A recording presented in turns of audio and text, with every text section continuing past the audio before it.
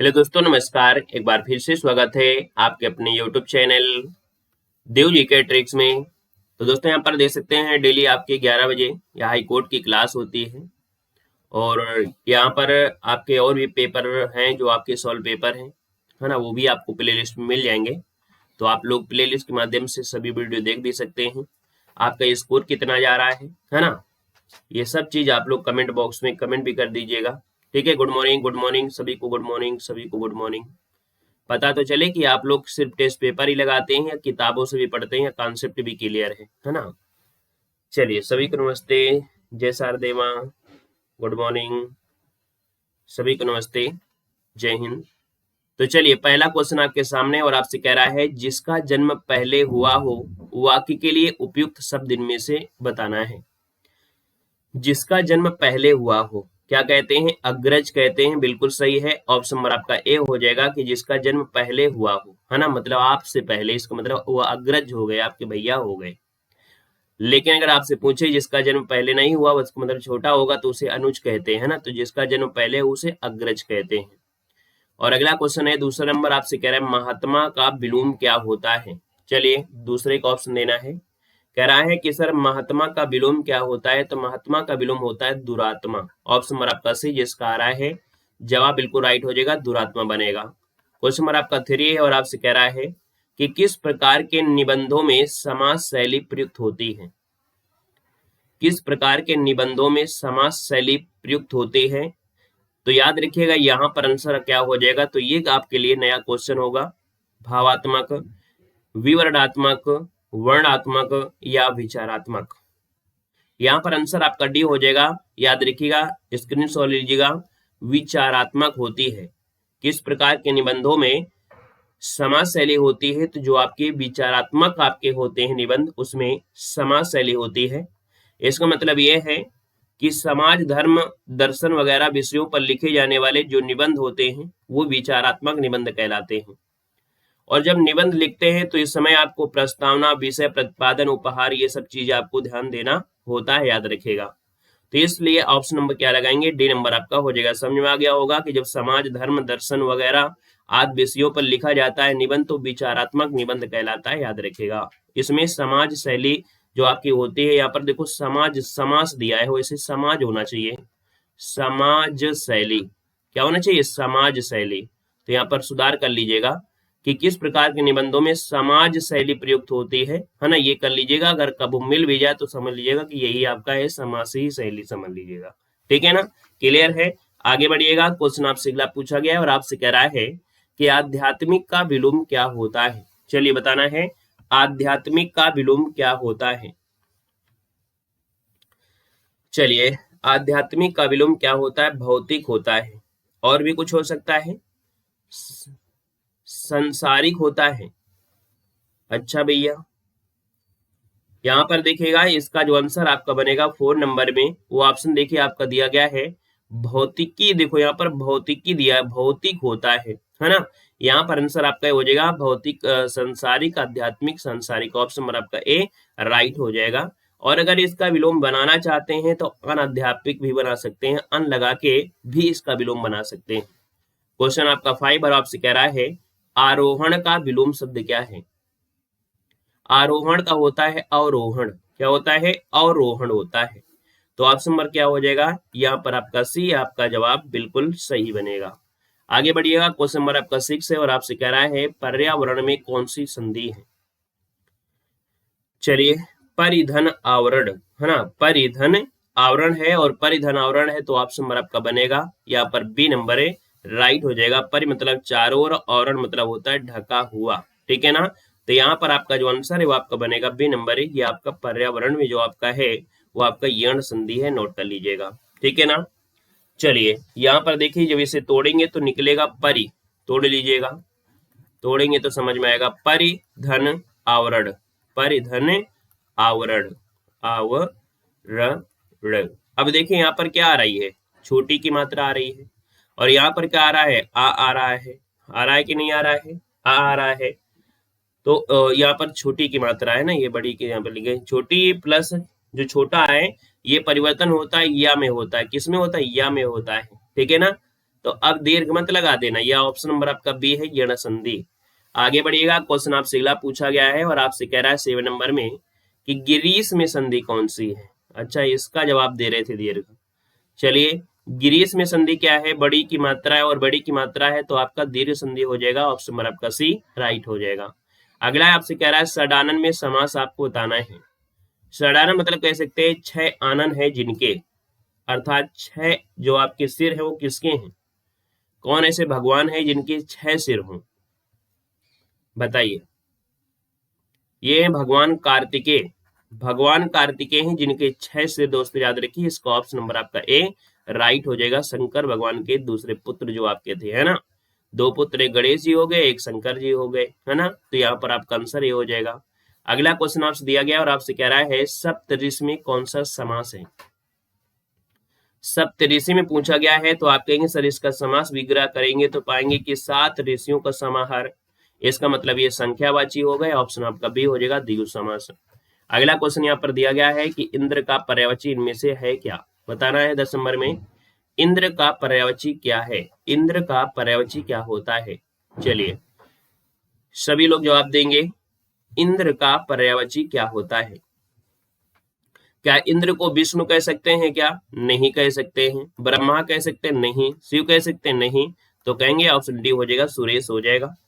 याद रखिए, महेंद्र भी होता है, पुरंदर भी होता है, सुरपति भी होता है, देवराज भी होता है, ठीक है। तो यहाँ पर देवराज मतलब होता है देवताओं का राजा, इसलिए ऑप्शन नंबर आपका डी बनेगा। क्वेश्चन नंबर आपका 11 है, निम्नलिखित में से इष्ट का पर्यायवाची कौन सा है। चलिए, 11 का ऑप्शन देना है। इष्ट का पर्यायवाची दोस्तों याद रखिए काम में होता है, अभिप्रेत भी होता है और अभीष्ट भी होता है, मतलब ऑप्शन डी हो जाएगा, ये सभी हो जाएगा। क्वेश्चन नंबर आपका 12 है कि उन्मेष में किस उपसर्ग का प्रयोग हुआ है। उन्मेष में किस उपसर्ग का प्रयोग हुआ है। उन्मेष की अगर बात करते हैं तो इसको जब तोड़ा जाता है तो ये उद के साथ टूटता है। ये जब टूटता है तो ये उद के साथ टूटता है। उद धन मेष होता है, इसका मेष जो आएगा मूल शब्द हो जाएगा। तो आप कहेंगे सर यहाँ पर आंसर आपका बनेगा बी नंबर हो जाएगा, याद रखिएगा। उन्मेष का मतलब होता है क्या, आंख का खुलना। उन्मेष मतलब होता है आंख का खुलना होता है, इसलिए ऑप्शन आपको बी लगाना है, उद हो जाएगा। अगला क्वेश्चन दिया गया है उज्ज्वल की संधि करने पर पहला पद क्या प्राप्त होगा।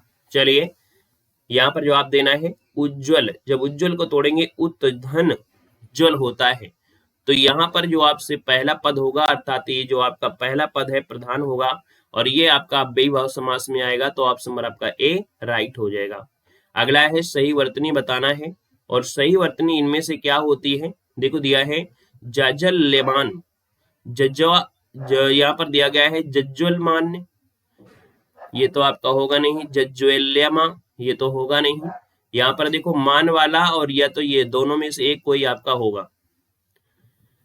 चलिए, 14 में से कोई एक होगा। जाजल्यमान होता है, बड़ा जा होता है, ऑप्शन नंबर आपका ए बन जाएगा। 14 का ऑप्शन बनेगा यहाँ पर ए नंबर। इसका मतलब क्या होता है भैया, इसका मतलब होता है चमकता हुआ, ठीक है, चमकता हुआ ये होता है, याद रखिएगा, ठीक है। अगला क्वेश्चन है 15 और आपसे कह रहा है कि इनमें से सही वर्तनी वाला शब्द आपको बताना है। 15 नंबर दिया है और 15 में सही वर्तनी हो जाएगा जर्जरित नहीं जर्जरित, ये वाला ऑप्शन। ऑप्शन नंबर आपका बी हो जाएगा, जर्जरित बनेगा। अगला क्वेश्चन दिया गया है आपसे 16 नंबर है और आपसे कह रहा है कि निरर्थक का विलोम शब्द क्या है। निरर्थक का विलोम शब्द इनमें से क्या होता है। निरर्थक और सार्थक, है ना, मतलब जिस शब्द का कोई अर्थ हो उसे कहते हैं सार्थक, तो आपका आंसर ए हो जाएगा। और जिस शब्द का कोई अर्थ ना उसे निरर्थक कहते हैं, ऑप्शन नंबर आपका ये बन जाएगा। क्वेश्चन नंबर आपका 17 है और आपसे कह रहा है कि ढांढस का विलोम शब्द क्या होगा। 17 नंबर दिया है और 17 का ऑप्शन क्या हो जाएगा, ढांढस। ढांढस का विलोम पूछा गया है। अगर पर्यायवाची होता तो सांत्वना कह देते, सहानुभूति कह देते, लेकिन ढांढस का विलोम होता है त्रास। क्या होता है, त्रास। यहाँ पर आंसर आपका सी राइट हो जाएगा। अगला क्वेश्चन आपका 18 है और आपसे कह रहा है यहाँ पर क्वेश्चन, जिसे गिनना असंभव हो क्या कहलाता है। जिसे गिनना असंभव हो उसे कहते हैं अनगिनत। ऑप्शन नंबर आपका सी यहाँ पर हो जाएगा, अनगिनत बनेगा। आगे बढ़िएगा, क्वेश्चन आपसे दिया गया है कि पीने की इच्छा रखने वाला कहलाता है। पीने की इच्छा रखने वाला कहलाता है। यहाँ पर 19 नंबर है और 19 का ऑप्शन सी हो जाएगा पीपास। क्या बनेगा? पीपास हो जाएगा, ऑप्शन सी बनेगा। अगला है 20 नंबर में उत्साह शब्द का विशेषण बताना है। 20 का ऑप्शन देना है और 20 का ऑप्शन हो जाएगा उत्साह का जो विशेषण होता है वो क्या होता है? तो उत्साह का विशेषण होता है उत्साहित। क्या होता है? उत्साहित होता है। ऑप्शन नंबर आपका सी हो जाएगा, उत्साहित हो जाएगा। क्वेश्चन नंबर आपका दिया गया 21 और आपसे कह रहा है कि सर कंदरा किसका पर्यायवाची होता है? कंदरा जो होता है, कंदरा दोस्तों याद रखिए, कंदरा मतलब गुफा होता है, खो भी कहते हैं और गुहा भी कहते हैं। तो यहाँ पर आंसर आपका बनेगा डी नंबर, ये सभी। ऑप्शन नंबर आपका डी राइट हो जाएगा, ये सभी हो जाएगा। अगला क्वेश्चन यहाँ पर देखो जुड़ा हुआ है ना, जो कि आपके गद्यांश से है। गद्यांश जरूर पढ़ा करें, थोड़ा सा रेस्ट भी मिलता है और कहीं ना कहीं देखा जाए किसके बारे में दिया है समझिएगा। जो आपको हमने सीरीज चलाया था जीवन परिचय में, बिहार से सटे पश्चिम में उत्तर प्रदेश है और इस प्रदेश में बांदा एक जिला है। इसी जिले में राजापुर नामक एक गांव है। यही राजापुर गांव गोस्वामी तुलसीदास की जन्मभूमि है। गोस्वामी जी का जन्म जो है वो 1554 संवत के सावन महीने में शुक्ल पक्ष की सप्तमी को हुआ था। इनके पिता का नाम आत्माराम और माता का नाम हुलसी था। दुर्भाग्यवश उनके माता पिता का देहांत उनके बचपन में ही हो गया। चुनिया नामक एक धाई ने उन्हें पाला पोसा। बचपन में उनका नाम राम बोला था। ऐसा कहा जाता है कि जन्म लेते समय उन्होंने राम शब्द का उच्चारण किया था, शायद इसीलिए लोग इन्हें राम बोला कहने लगे। थोड़ा सा बड़ा होने पर वे सोरो, है ना, देखो जब आपने पढ़ा था तो आत्माराम ये भी पढ़ा था, और इसके बाद ये नहीं कहा कि इन्होंने इनको त्याग दिया था, ऐसा शब्द कहा जाता है इनको त्याग दिया था, है ना। नीरू नीमा नामक जुलाहा ने, है ना, तो ये आपका होगा। तो कुछ ना कुछ कहानियां आपको मिलती रहती हैं। अब यहाँ पर दे सकते हैं, अगले पॉइंट में आते हैं। थोड़ा बड़े होने पर वो सोरा नामक स्थान में आपके आ गए। अच्छा, ये आपके कबीर दास नहीं है, तुलसीदास। वेरी गुड, समझ गए, मतलब आपने जीवन परिचय देखा है। चलिए देखो, थोड़ा बड़े होने पर वो सोरो नामक स्थान पर बाबा नरिहर के पास गए और वहीं पर रहने लगे। बाबा नरिहर ने उन्हें राम मंत्र की दीक्षा दी और वो वैष्णव हुए। अब उनका नाम तुलसीदास हुआ। नरिहर ने उन्हें वाल्मीकि रामायण का अध्ययन कराया। रामायण पढ़ लेने के बाद उन्होंने 15 वर्षों तक वेदों और शास्त्रों का अध्ययन किया। अपने गांव लौटे। उनका विवाह रत्नावली नामक कन्या से हुआ। अब वे ग्रस्त जीवन बिताने लगे, पर वे दाम्पत्य प्रेम में इतना लीन हो गए कि एक बार रत्नावली को उनके डांटना पड़ा। मतलब इतना प्रेम में लीन हो गए कि अपने जो इनकी वाइफ थी वो चली गई थी अपने गांव, है ना, बिना बताए। तो भैया पता चला अड़ोसी पड़ोसी से कि वो तो अपने गांव चली गई हैं, और ये रात में कूदते फांदते गए। मतलब भयंकर आंधी तूफान चल रहा था और गंगा जी बाढ़ी हुई थी, है ना, नदी बाढ़ी हुई थी, उसमें एक शव जा रहा था। उन्होंने सोचा होगा कुछ, उनको कुछ पता नहीं था, इतना मगन थे। और इसके बाद उसमें बैठ के वो चले गए, है ना। इसके बाद जब वहां पर पहुंचे तो कहा जाता है पीछे से पहुंचे थे, ऊपर सांप भी लटक रहा था, उसको रस्सी समझ के चढ़ गए। मतलब इतना ये थे। तब उनकी वाइफ ने एक दोहा कहा था, है ना, उस दोहे से इनका जीवन बदला। और देख सकते हैं दिया है, उन्हें बड़ा क्षोभ हुआ। रत्नावली ने उन्हें धिक्कारते हुए कहा, तुम्हें जितना प्रेम मेरे हार्ड चाम के शरीर से है, उतना यदि प्रेम ईश्वर से होता तो बेड़ा पार हो जाता, है ना। उन्होंने ये कहा था, तब उनके दिमाग में कुछ बैठा। तो देखिए क्वेश्चन आपका दिया है कि राजापुर गांव उत्तर प्रदेश के किस जिले में है। चलिए 22 नंबर है और ये गद्यांश है, कोई 100% मतलब कह सकते हैं जैसा गद्यांश में बोला जाए वैसा ही आपको सॉल्व करना है, ठीक है ना। अब देखो यहाँ पर बोला था बिहार से जुड़ा हुआ है, बिहार से कहाँ जुड़ा हुआ है ना। तो थोड़ा सा ध्यान देने की आवश्यकता होती है। गद्यांश में जो दिया जाए उसी के हिसाब से आपको सोल्व करना है। ऐसा नहीं कि आप अपने दिमाग से, जैसे अभी हम अपना दिमाग लगाने लगे थे तो गद्यांश गड़बड़ाने लगा था, ठीक है ना, इसलिए आपका है ना। तो ये आपका क्या है, आपको गद्यांश के अनुसार ही सही करना है। राजापुर गांव उत्तर प्रदेश के किस जिले में है, तो 22 का ऑप्शन क्या हो जाएगा, तो आपका बांदा हो जाएगा। गोस्वामी तुलसीदास का जन्म है वो आपके 1554 संवत के शुक्ल पक्ष की सप्तमी को हुआ था, किंतु किस महीने में हुआ था, तो दोस्तों ये आपके श्रावण महीने में हुआ था, ऑप्शन सी। बाबा नरिहर दास ने तुलसीदास को किस मंत्र की दीक्षा दी थी, तो 24 का ऑप्शन जो बनेगा वो आपका बनेगा डी नंबर, ये राम मंत्र हो जाएगा, डी नंबर हो जाएगा। और अगला है कि माता पिता के देहावसान के बाद तुलसी को बचपन में किसने पाला पोसा था। दोस्तों यहाँ पर देख सकते हैं 25 का ऑप्शन हो जाए आपका चुनियाधाई ने, किसने, चुनियाधाई ने। तो इसका ऑप्शन क्या हो जाएगा, डी नंबर हो। हमने कहा जैसा गद्यांश बोले वैसे ही आपको सोल्व करना है। अब आप सोचो कि गद्यांश हमने तो जीवन परिचय में ये नहीं पढ़ा था, कुछ दूसरा पढ़ा था, किसी दूसरे ने पाला था, वो आपने जहां भी पढ़ा हो, जो भी पढ़ा हो, लेकिन आपके सामने जो होता है बस उसी के अनुसार ही आपको आंसर लगाना है। आप अपना दिमाग लगाएंगे तो फिर गड़बड़ा जाएगा, है ना। जैसे एक कह सकते हैं रीजनिंग में एक चैप्टर होता है ना, जो चैप्टर में बोला जाए कि राम राम आम इमली है तो इमली है, अपने हिसाब से समझिए कि आम आम है। वैसे गद्यांश में जो सामने होता है जितना, उसी में ही आपको काम चला लेना है, अगला इस तरह दिमाग नहीं लगाना है। आइएगा सामान्य ज्ञान में आते हैं। यहाँ पर आप लोग हिंदी में बताइएगा कितना स्कोर हुआ है। क्वेश्चन नंबर आपका आ गया है और यहाँ पर दे सकते हैं, आपसे कह रहा है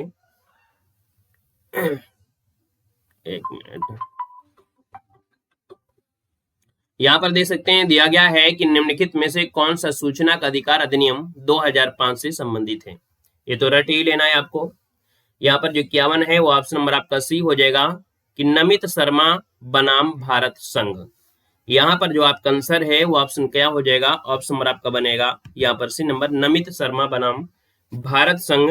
ये क्या है, ये आपका सूचना का अधिकार से संबंधित है। 51 का जो ऑप्शन आएगा वो आपका सी नंबर है, राइट हो जाएगा। आगे बढ़िएगा, क्वेश्चन दिया गया है और आपसे कह रहा है कि संविधान की विषय सूचियों में से दिए गए विषयों के अतिरिक्त विषयों पर कौन सा कानून बना सकता है।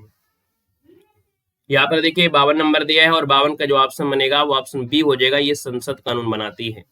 कौन बनाती है, संसद के पास ये कानून बनाने का अधिकार है, यहाँ पर दिया गया है। तो आपका आंसर हो जाएगा बी नंबर है। और अगले क्वेश्चन को आते हैं। क्वेश्चन दिया गया है कि भारत में मत देने का अधिकार निम्नलिखित अधिकारों में से कौन सा अधिकार है। चलिए 53 का अगर हम बात करते हैं तो 53 का जो ऑप्शन बनेगा वो आपका बी हो जाएगा, संवैधानिक अधिकार। क्या हो जाएगा, संवैधानिक अधिकार आपका है या मौलिक अधिकार है भाई। 53 का ऑप्शन दीजिएगा, संवैधानिक अधिकार है या मौलिक अधिकार है, दोनों में से कोई एक ऑप्शन आपका हो सकता है, या तो ऑप्शन ए हो सकता है या तो आपका बी हो सकता है। यहाँ पर आपका हो जाएगा क्या, संवैधानिक अधिकार, बी नंबर। अगला क्वेश्चन है आपका 54 नंबर, संसद में शून्य काल का समय क्या होता है। चलिए संसद में शून्य काल का समय क्या हो, देखो मौलिक अधिकार होता तो बचपन से ही वोट देने लगता, लेकिन संविधान में बोला गया 18 वर्ष, है ना, तो इसलिए आपका संवैधानिक। संसद में शून्य काल का समय क्या होता है, 54 नंबर आपको देना है। तो दोपहर 12 बजे से 1 बजे के बीच का जो समय होता है वो शून्य काल का होता है।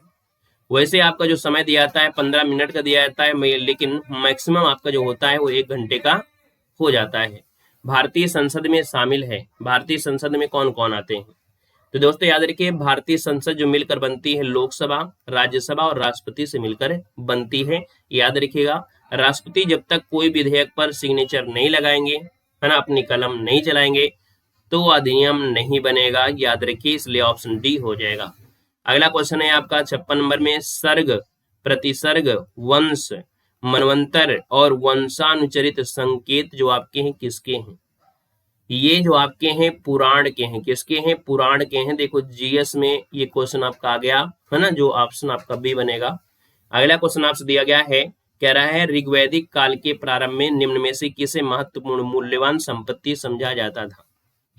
दोस्तों याद रखिए, यहाँ पर जो ऋग्वैदिक काल था, जिसके पास जितनी भी गाय होती थी समझो वही सबसे मूल्यवान था, वही सबसे रईस था, मूल्यवान संपत्ति माना जाता था, जिसके बाद जितनी गाय होती थी। ऑप्शन आपका बी हो जाएगा।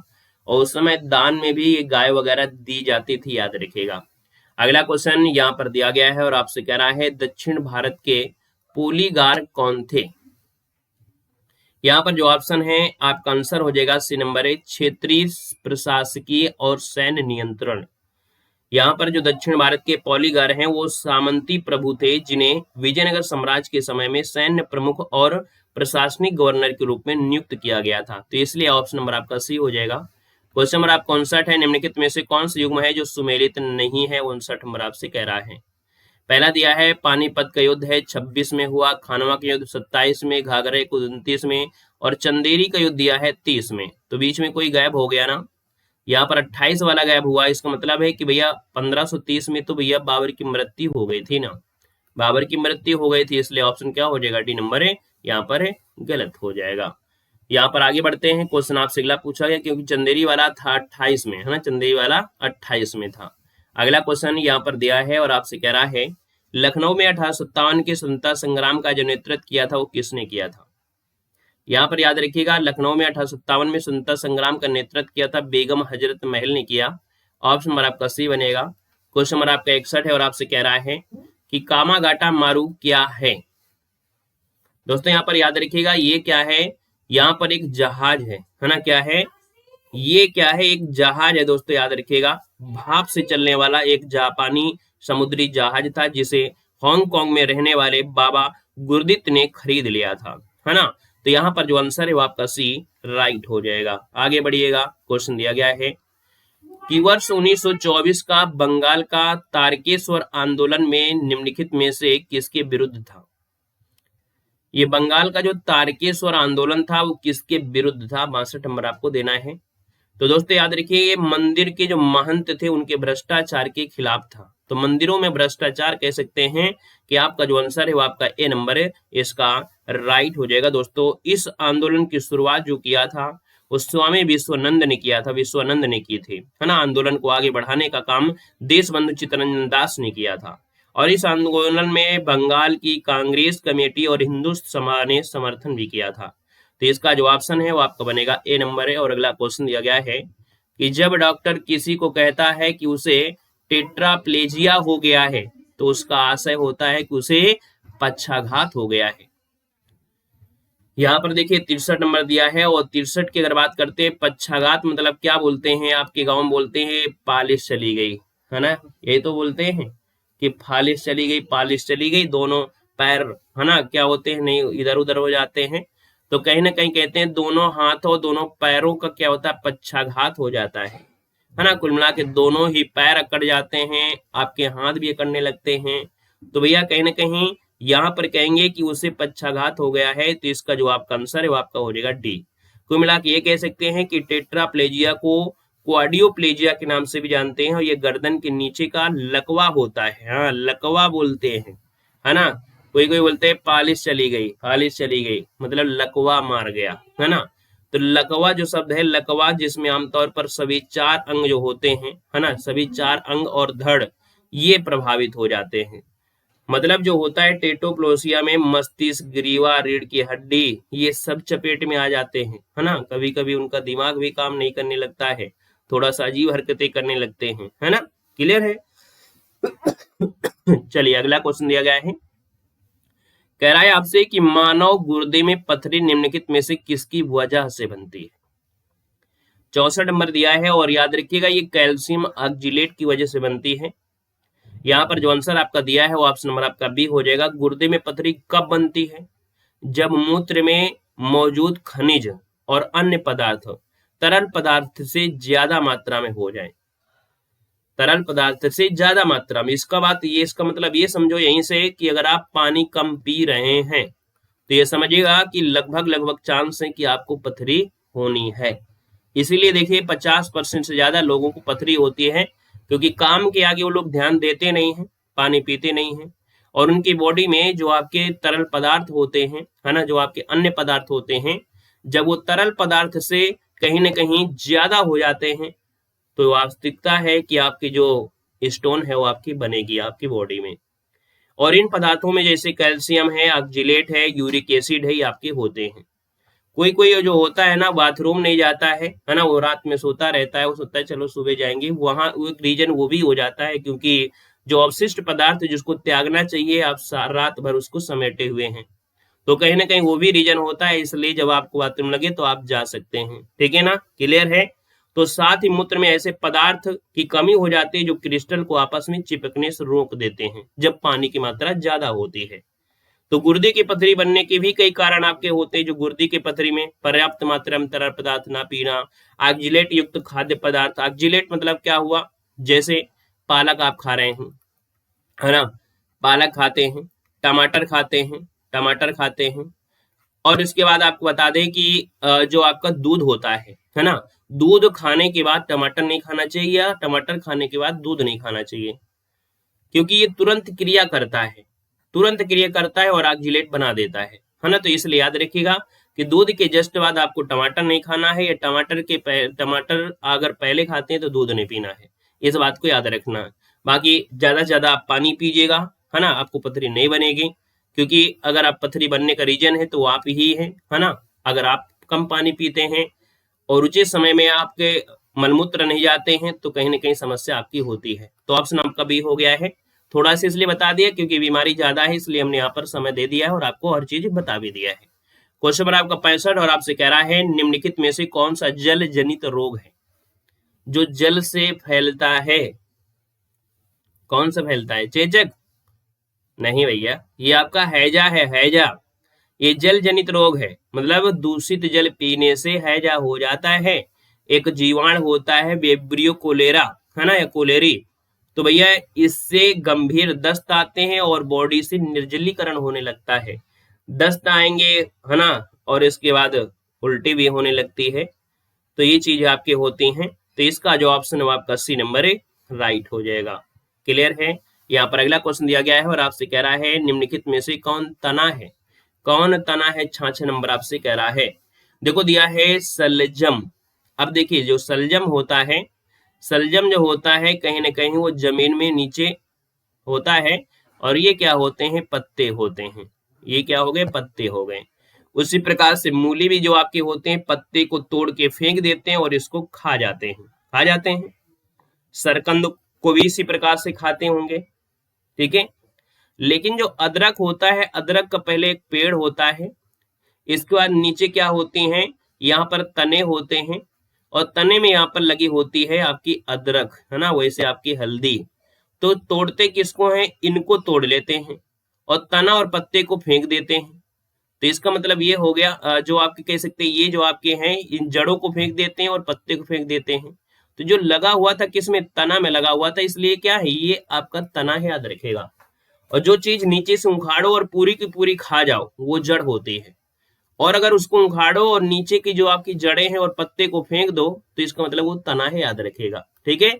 अगला क्वेश्चन है कि कांसा मिश्रित धातु है। कांसा जो बना है, कांसा कौन सी धातु से मिलकर बना है? 67 नंबर दिया है, और 67 की अगर हम बात कर लेते हैं तो दोस्तों यहाँ पर जो आंसर है वो आपका राइट क्या हो जाएगा? चलिए 67 का ऑप्शन ए नंबर बिल्कुल सही है, तांबा और टिन का, है ना। तांबा मतलब कॉपर और टिन कह सकते हैं, कोई दिक्कत नहीं है। तांबा या टिन कह दीजिए या कॉपर और टिन कह दीजिए, तो ऑप्शन आपका ए नंबर राइट हो जाएगा। अगला क्वेश्चन दिया गया है और आपसे कह रहा है नैनो प्लग संबंधित है। चलिए 68 का ऑप्शन देना है, और 68 की अगर बात कर लेते हैं तो ऑप्शन क्या हो जाएगा? यहाँ पर देखिए जो नैनो प्लग होता है ना, एक छोटे सुनने के यंत्र होते हैं, है ना। ये कान की मशीन होती है जिसे हियरिंग एड कहते हैं। ये दुनिया का सबसे छोटा श्रवण यंत्र है जो नैनो प्लग के बारे में यहाँ पर बता रहा है। तो भैया नैनो प्लग जो होता है एक शोध दल में डिजाइन किया गया था, तो इसका ऑप्शन हो जाएगा छोटे सुनने वाले यंत्र होते हैं जो कान में लगे होते हैं। अगला क्वेश्चन है कि वर्ष 1944 में गांधीवादी योजना को प्रतिपादित किया था। बताइएगा यहाँ पर ये प्रतिपादित जो किया था वो आपका उत्तर क्या हो जाएगा?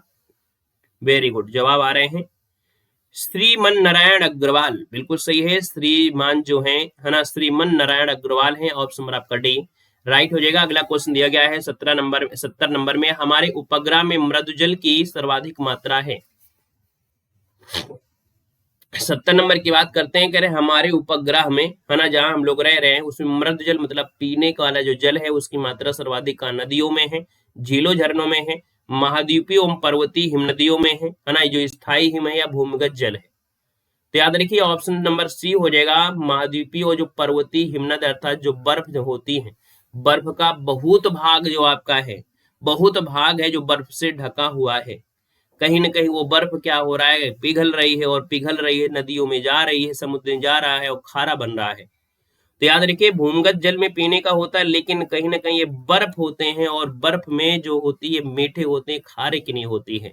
इसलिए ऑप्शन नंबर आपको देना है, आपको सी नंबर राइट हो जाएगा, सी नंबर हो जाएगा। दोस्तों याद रखिए पृथ्वी के 70% भाग पर जल है, उसमें से 67% जो आपका भाग है ना, याद रखिए कि 70% जैसे आपका है तो 67% जो भाग आपका है, मतलब 70% भाग में 67%, ठीक है ना।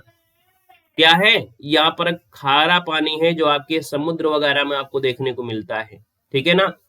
और संपूर्ण जल में देखा जाए तो आपका 2.5% ये कम मीठा पानी आपको देखने को मिलता है, और इसका भी 2/3 भाग होता है वो हिमखंडों से देखने को मिल जाता है ना। तो इसलिए हम कहेंगे सर ऑप्शन नंबर आपका हो जाएगा 80 नंबर। और अगला क्वेश्चन यहाँ पर दिया गया है और आपसे कह रहे 71 नंबर है, निम्नलिखित में से कौन सा युग्म है जो सही सुमेलित नहीं है। 71 की बात करते हैं तो आपसे कह रहा है यहाँ पर क्वेश्चन है कि विश्व का सबसे ऊंचा जलप्रपात कौन सा है, बताइएगा। क्या ट्रुगेला जलप्रपात है, वेनेजुएला है ना, तो इसलिए आपको हटा देना है ट्रुगेला प्रपात। ताजे पानी जो ताजे जल की झील है सुपीरियर है, विश्व की ऊंची नाव का झील है टिटकाका है, और दूसरी सबसे गहरी झील आपकी है टंगानिका झील है। तो आपका आंसर हो जाएगा ए नंबर, ये गलत हो जाएगा। क्लियर हो गया है, ठीक है भैया। चलिए आगे बढ़िएगा, क्वेश्चन आपसे अगला पूछा गया है और आपसे कह रहा है कि कौन सा सुमेलित नहीं है, कौन सा सुमेलित नहीं है ये आपको बताना है। तो आप कहेंगे सर 72 नंबर में देखा जाए तो आपका आंसर देखो, कागज उद्योग जो आपका है वो आपके ओंटेरियो में होता है। कहां पर, ओंटेरियो में होता है।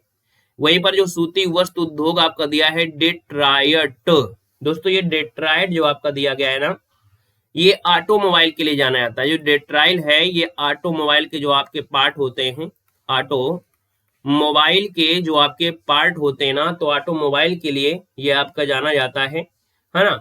और जो सूती वस्त्र के लिए वो आपका मैनचेस्टर है, सूती वस्त्र जो आपका है ना वो आपके मैनचेस्टर में होता है, इसलिए अपने भारत में कई मैनचेस्टर बोला गया है। तो ये मैनचेस्टर होता है सूती वस्त्र वाला, तो ये ऑप्शन यहाँ से हट जाएगा। रासायनिक के लिए टेक्सास है और मोटर कार के लिए नगोया, तो ऑप्शन बी आपका यहाँ पर सुमेलित नहीं है। ये जो वर्ल्ड ज्योग्राफी है उसको पढ़ लीजिएगा, वर्ल्ड ज्योग्राफी में ही आप लोगों से गलतियां हो रही हैं। निम्नलिखित में से किसे भारत में जैविक विविध हॉटस्पॉट के रूप में जाना जाता है। 73 नंबर दिया है और 73 की बात करते हैं तो दोस्तों याद रखिए भारत में जो हॉट स्पॉट के रूप में है पश्चिमी घाट है। कौन है, पश्चिमी घाट आपका आंसर यहाँ पर राइट हो जाएगा। याद रखिएगा कि यहाँ पर जो पेड़ पौधे हैं, प्रजातियां हैं, जो अति संकट प्रजातियां हैं, है ना, वो आपको यहाँ पर आपको मिलेंगी। यहाँ पर आंसर आपका बी मिलेगा। और अगला क्वेश्चन 74 है और आपसे कह रहा है सर सूची फर्स्ट को सूची सेकंड के साथ सुमेलित करना है, और यहाँ पर बताना है सर स्वर्णिम जो त्रिकोण है वो किसके लिए है, स्वर्णिम त्रिकोण। दोस्तों याद रखिए स्वर्णिम त्रिकोण जो आपका जुड़ा है वो आपकी जुड़ा है किससे, दक्षिण पूर्व एशिया का अफीम उत्पादक क्षेत्र है। और जो बरमुडा त्रिकोण है ये किसके लिए है, तो उत्तरी अटलांटिक महासागर में है। उत्तरी अटलांटिक महासागर जो कि इसका क्या हो जाएगा, 4 हो जाएगा। यहाँ कोई भी आपकी वस्तु जाती है लोहे की वो सीधा उसी में समा जाती, मतलब इधर उधर जा ही नहीं पाती है, वहीं पर खो जाते हैं।